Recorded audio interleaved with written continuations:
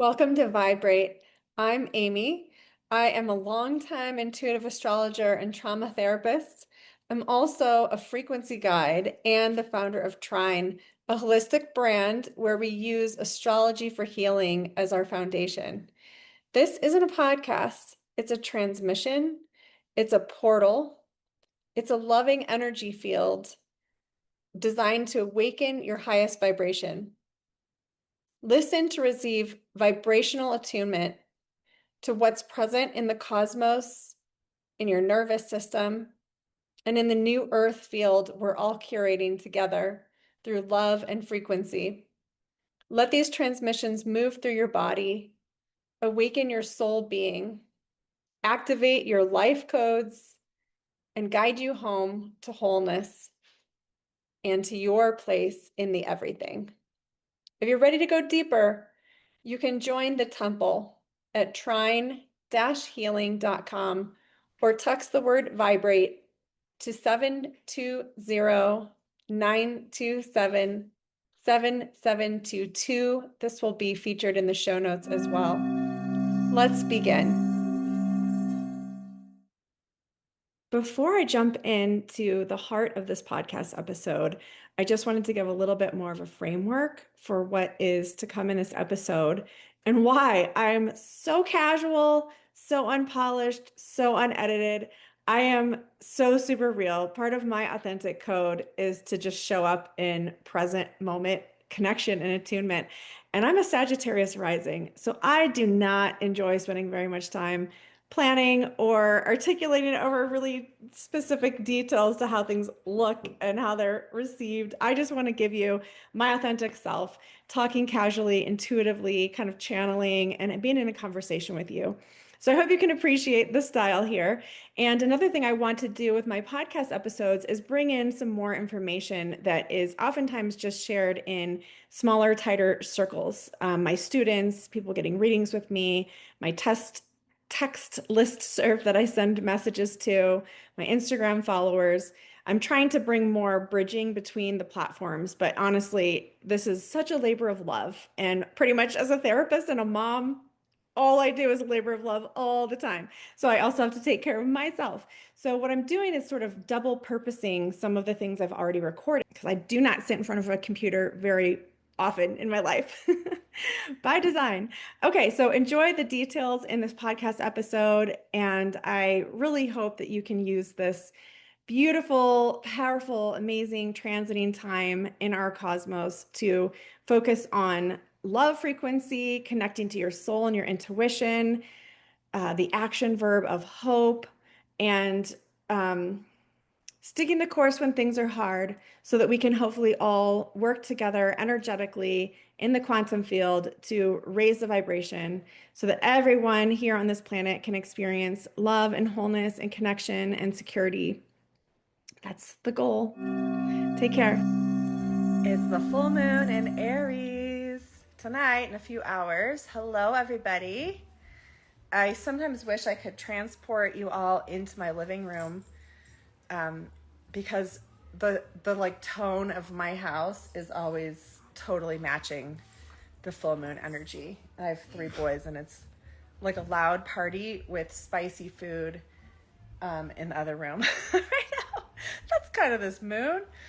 So what I want to do is go into some of the vibes of the energy that we're going to be having at least for the next 2 weeks. I'm trying to be better about hopping on here every couple of weeks when we have new and full moons since I'm doing the Reiki circle anyway. And while I'm waiting for people to join for the live, I'll just let you all know I'm going to do this really beautiful, amazing, soulful, year-long program with a small group of people. And you're invited. It's happening, it's going to be like a quarterly kind of a workshop, like a Friday during the day workshop that's seasonal, that's quarterly, that's aligned with the solstices and the equinoxes. So it's going to open with the winter solstice this year, which it's actually on Friday the 19th, I think is the day of the workshop. And we're actually going to meet 5 times as a workshop. The last one will be a closing kind of ceremony at the end next December. And it's available hybrid, so you can do it from wherever you are online. But I also am inviting people to come into the healing center who are local or local enough, or if you live somewhere else, maybe you could even travel in for one of the workshops in person and come see us. If you can make that happen, that would be really amazing. So it's going to be a fairly small group container, and it's going to be a lot of hands-on working with your chart, working with like I'm thinking of it like awakening the codes that are already within you, learning some energy skills and energy tools, working really deeply with your chart. We're going to be doing transit information, like transit forecasts, kind of week by week, but like a month at a time. And then you'll have like all kinds of support from me, including all my guided meditations and things like that, some art projects, some little special things I'm going to send you in the mail along the way. It's going to be a really beautiful year.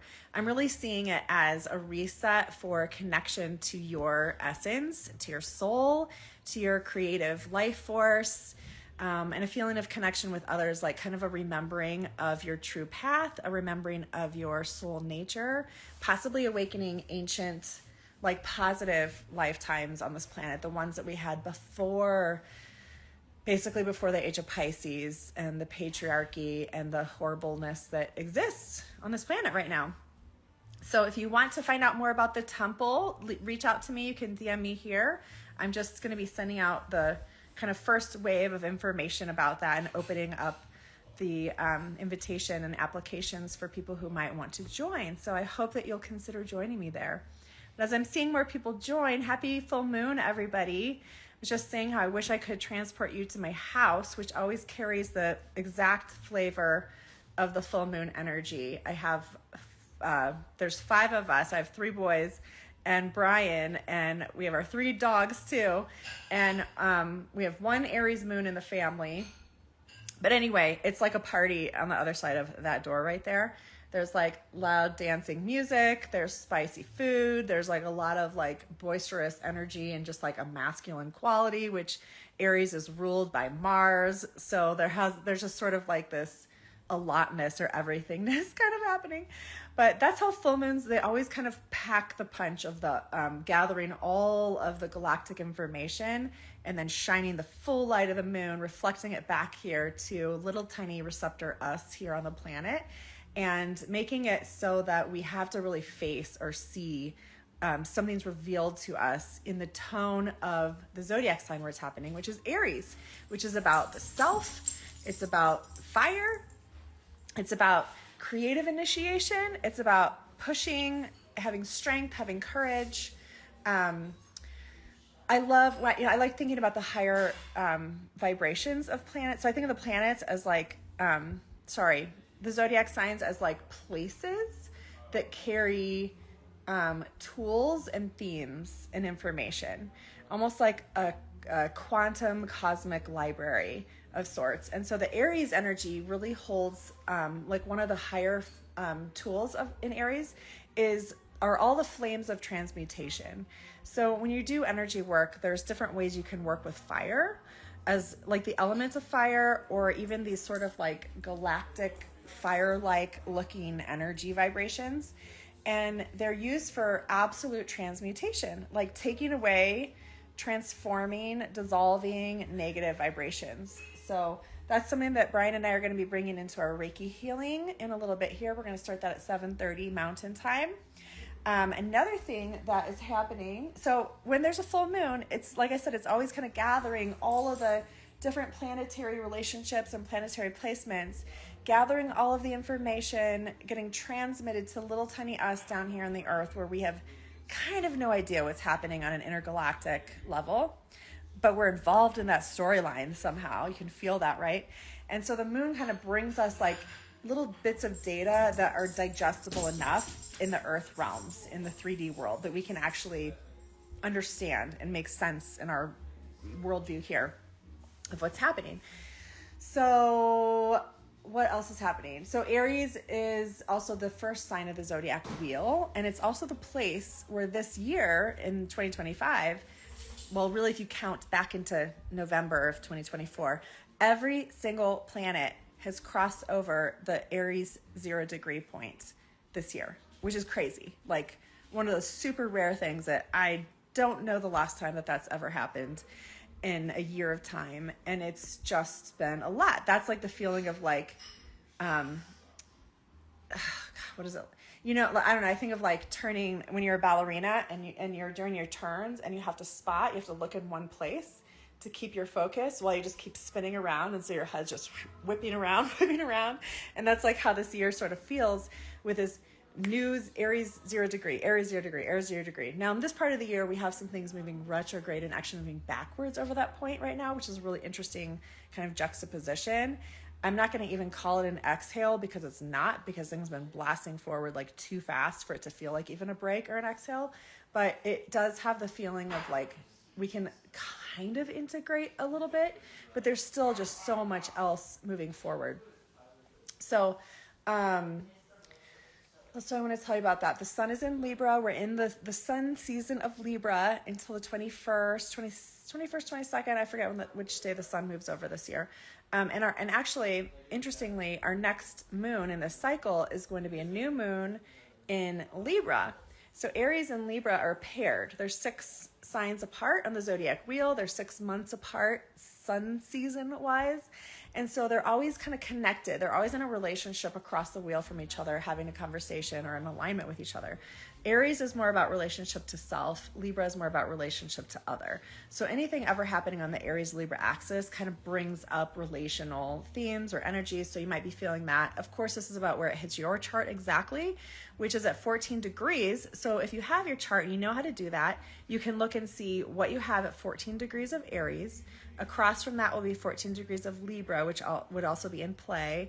And if you have anything in Cancer at 14-ish degrees or in Capricorn at 14-ish degrees, that's going to be squared by this moon. So you might have this hitting you more personally than other people.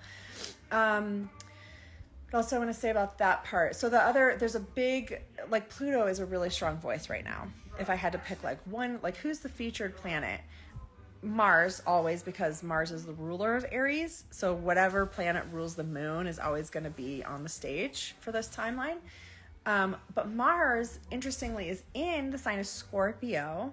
Scorpio is a sign that Mars is a co-ruler of, in the way that I see it. In traditional astrology, Hellenistic, Mars is the ruler of Scorpio. Mars rules Aries and Scorpio. In modern astrology, we think of Pluto, which had not yet been discovered in the ancient times, as being the ruler of the ruler of Scorpio. And so I think of them as sort of like working together as a pair. And like the signs that have 2 rulers have like more of a dynamic or like developmental qualities to them. Scorpio is very much like that, about depth, about inner knowing, about psychicness, about uncovering and excavating the depths and the unknown, the unconscious. I think of archetypal work being very scorpionic. So because Mars, the ruler of this full moon in Aries, is literally right now in Scorpio, his other like home base, he's bringing our awareness. He's saying, take this full moon energy and all the stuff happening on that kind of relational theme axis for you and bring it to the place of Scorpio for deeper work, for more self-understanding. This is a great time to be working with kind of like I love the archetype deck by Kim Krans. That's a really great deck to be working with. Drawing, painting, letting yourself make artwork and just kind of seeing what shows up, like that kind of deeper unconscious, subconscious kind of place. Paying attention to your dreams, paying attention to your, like the little pings and the little intuitive hits that you get during the day. Always, always important, but it's just especially feeling like really potent right now. What else is happening? Pluto is stationing retrograde soon. Yeah, I'm like, is that? Yeah.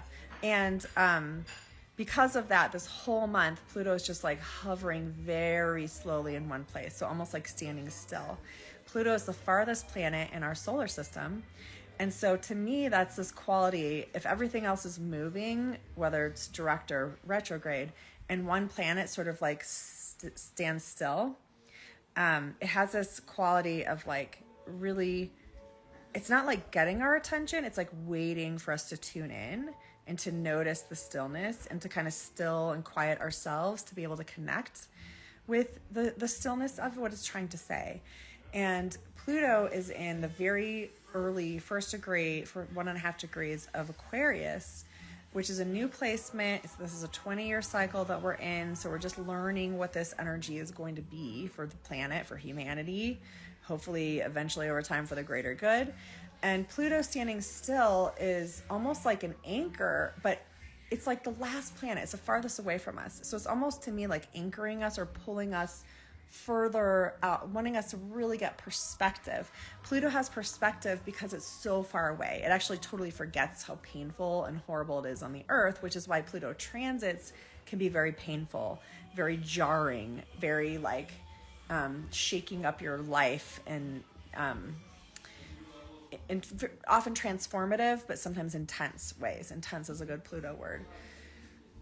Things are definitely intense right now too, right? I mean, it's been intense, but somehow it's more intense right now than it has been.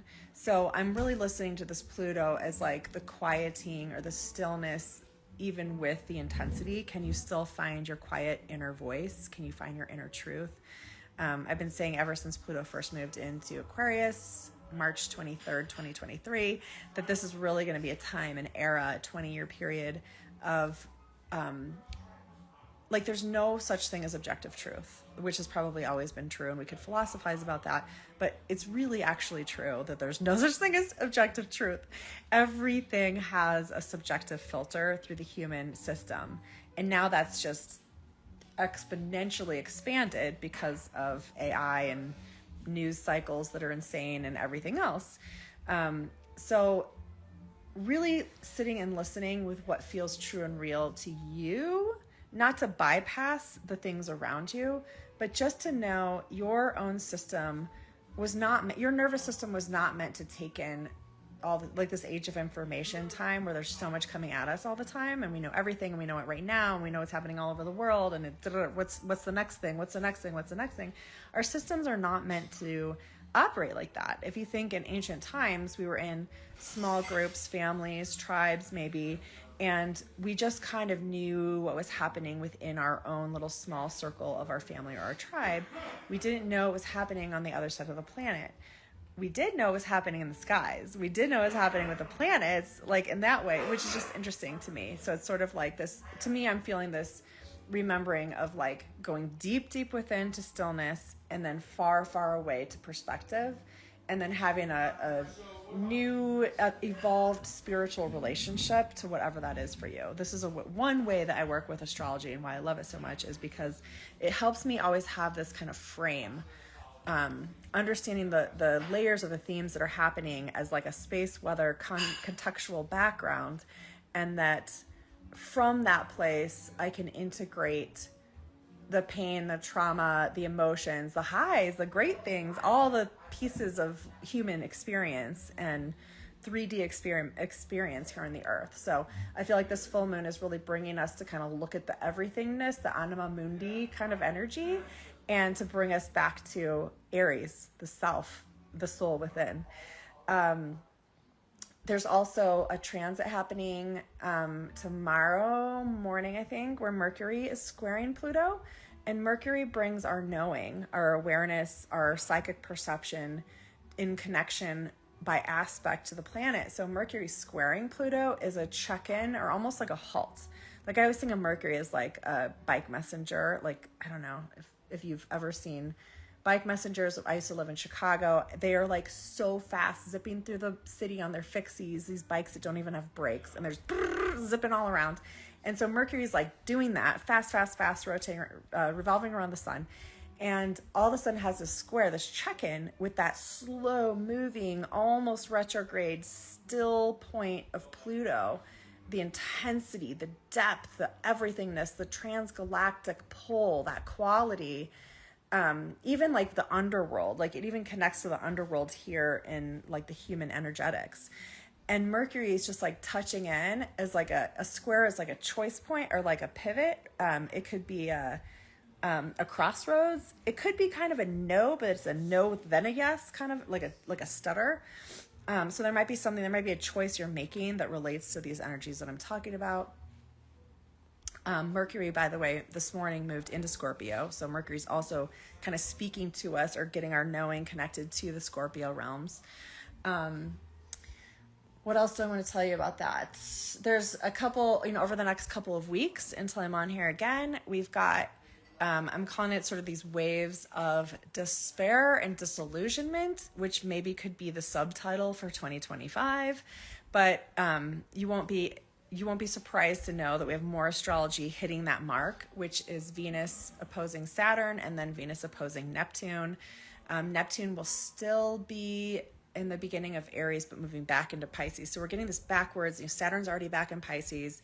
Neptune's going to be moving back into Pisces. There's this sort of like visiting the past or the old frame or the old paradigm, which is not to be believed. There's going to be things that you're seeing and hearing and feeling and experiencing that feel like old, historic, like, oh my God, is this still the reality that's happening? But it's just for the purpose for us to reintegrate. So there's something moving and shifting and transforming, and we really are in this long kind of probably 10 year or so bridge period that we're already in, like we're already maybe midway or a third of the way through this kind of bridging energy. And there is this new paradigm, this new up-leveling consciousness of humanity shifting kind of vibe, but we're like in the middle of it, so we can't see it. So again, Pluto's asking us to get perspective, to zoom way out transgalactically, and to Mercury is the mind and the thinking mind, and it's like, don't believe what you're thinking, don't believe what you're if it's on an old path, an old neural network, let that go and create from a new place of planting the seeds of a new neural pathway that's from your evolved, your higher self kind of energy. But the other thing, Venus, Saturn is just, it's tough. It feels like despair. And then when there are things in the world to despair over, like significantly and intensely, it just adds to this flavor of like a collective depression, and Neptune following right along just brings like kind of confusion, disillusionment. We especially don't even know what we can trust and what's real. The higher vibration though of those two planets working in an alignment with Venus, which is the other way I see an opposition. It can be a pull, a tug, a conflict, but it's also an alignment. Like Venus is like, I see you, Saturn. And Saturn's like, I see you, Venus, from across the zodiac. And that's like, on the higher level, it's like bringing, if you're true to yourself, to your soul codes, and you are in your highest frequency of awareness that you can be in, and you feel like you are on your path, on your karmic path, on your soul journey, committed, self-aware, self-responsible, doing the work, loving with your full heart, Saturn sees that, and Saturn rewards that. And so it might be small, it might be something you have to really like peek around and look for. My example for this right now, I'm like so in love with this. I grew dahlias this summer and they're just amazing right now. They're so gorgeous and full, like these blooms are just like bigger than my hand. It's amazing. It's so abundant. And I started these babies in February in boxes of dirt in my garage. I mean, I've been like doing reiki with them and singing to them and working with them and growing them and watering them all summer. And now they're abundant. And that's that kind of like long waiting Saturn vibe for something beautiful, Venus, to show up in abundance when the toiling and the responsibilities and the work has all been done and you've been here for the hard stuff. And now like here in Colorado, it's like the cold weather starting to come in and I've got these beautiful flowers and every night I'm like, how cold is it going to get tonight? Are they going to be okay? Are they still going to be here tomorrow? And that has the Saturn pulling on Venus kind of energy to it. But guess what? The flowers are still here. And I'll send you videos of them. I'll put them on my feed in a little bit because they're just so amazing. But Neptune coming in is that like, it's the anxiety of like, are my flowers going to freeze tonight? Like what's going to happen to them? Are they going to still be here? But then it's the higher vibration of it is staying with the creativity, staying with the dreams, staying in the intangible spaces of what you can feel and what you know to be true on an intuitive level. And how do you make sense of the nothingness, the spaciousness, the beyondness of this place? So I don't know. There's something that goes in that order with those two oppositions. We've got some other massive, intense cool, interesting, all over the place stuff going on with the outer planets over the next month. The next couple weeks, it's really more the story I was talking about, and then we'll have the new moon in Libra. Right now, we're in a pattern where the moons are flip-flopped, where each sun season, the full moon happens first on that 6-month axis, the Aries Libra axis in this case. The full moon's first, and then the new moon, which is kind of out of order because usually it's like a new moon starts something, and then the full moon releases it or completes it. And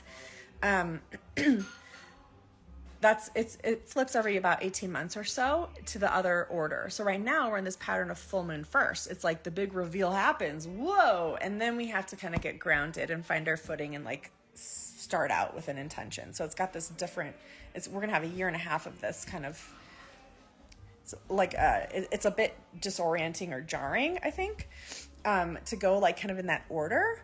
So anyway, it'll be interesting to see. Well, I'll be on here again for the new moon in Libra on the 21st. But here's the last piece I want to tell you. This is so crazy. Are you guys seeing about the interstellar object? It's known as 3I Atlas. 3I stands for the third interstellar object that has been tracked or that we've known of. The other two interstellar objects one was in 2017 and one was in 2019.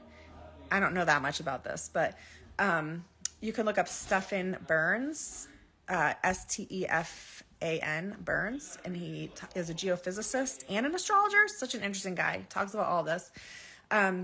And this interstellar object, there's a lot of garbage. There's a lot of like spiritual garbage out there about this that is not true, but try to find good sources, see what you can find out about this. But what we think is that it is behaving differently than anything we've ever seen ever. Like, we have no idea what this thing is. It's not like heading toward Earth. It's just heading toward our solar system. And it's from a totally different solar system, a totally different planetary system, from a different star.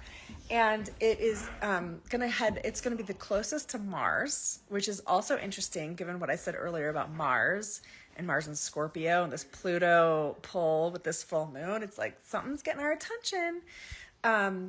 And it's actually on the 21st, which is the same day as the new moon. 3I Atlas is going to be conjunct from our vantage point, exactly conjunct with the Libra sun at the last degree of Libra, just before the sun moves into Scorpio. There's just so much intensity and mystery and, I don't know, something like coming through, something, I just said unearthing, which isn't even like normally the word I would say here. So I don't know what that means or is about. And anyway, so I don't have a story about this. I don't even know what to call it. It's not a comet. So when a comet is traveling, it has a tail, right? And so the tail like should be behind the comet. This object, the tail or the light is in the front. So the way I've heard it described is though if you're driving a car forward, but the headlights are facing behind the car. So it's opposite of how it should be. So it's not behaving normally. We don't know what it is. We don't know why. We think it might be cylindrical, which is interesting. Like, what is this? I'm really excited. I have this like positive, excited outlook about it. I don't feel like it's anything scary. There's all kinds of things. I mean, I don't know. You feel into it. You find your truth. That's what I've been saying to you this whole time. Comet in retrograde. Well, the comet's not though. It's like, I don't know. I mean, you can find so many theories and stories about like what kind of spaceship it is or like whatever else. But it's like it's disintegrating or burning backwards, but traveling forwards. Those are not the right physics terms. I don't know the right physics terms. And there's also something about it where, like science level, that it's dissolving, like vaporizing, like turning into water way sooner than it should. Like it's still in a zone of our solar system that should be like frozen, but it's not. So like, what is that? It's just a total mystery. And I wish I was a geophysicist and knew more about this and could tell you and could study it because I think it's freaking crazy. You can find pictures, like actual space pictures of this thing. It's also going to be closest it's going to get to us which is not close, not scary, but the closest, like, astrologically, what is it? The closest penumbral moment is October 29th, which I don't know. There's just something about Scorpio season.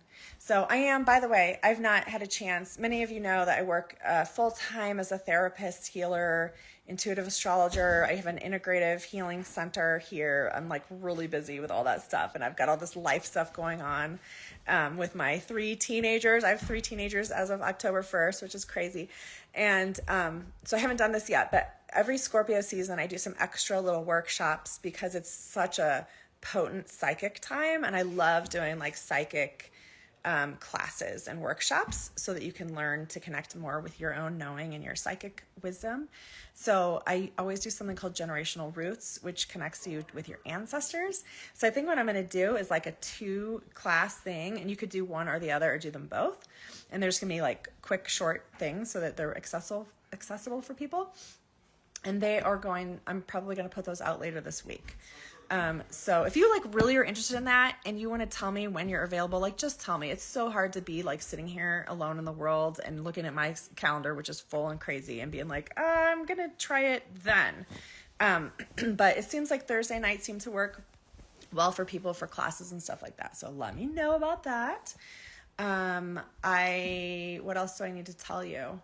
I think that's all I've got. So message me if you're interested in my year-long program, The Temple, which is going to be so deep and beautiful. I should be back here in 2 weeks for the new moon in Libra. And if you would like to get text message alerts to when I'm going to do these lives and talk about the energies and the astrology, you can text the word connect to 720-927-7722, and I'm going to put this video on my grid, and I will put that information there too, so you can connect with me there. But Brian and I, oh good, we're not too late, 7:33.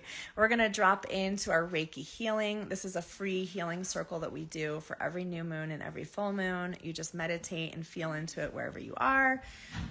We're also working with that sort of Aries quality of the transmutation flame. So that might be something that you notice in the connection tonight, and we're probably going to actually start that in about 5 minutes, just so we can get ourselves and drop into the right energy space.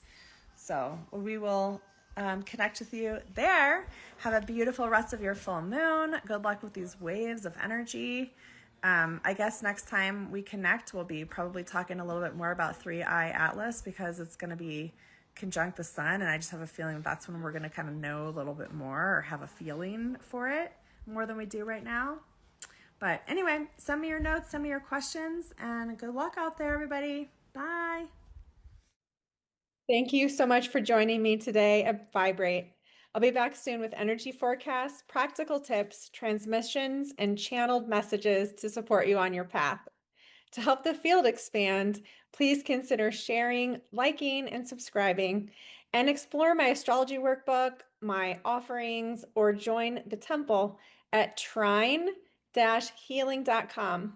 Until next time, remember, you are the signal you've been waiting for.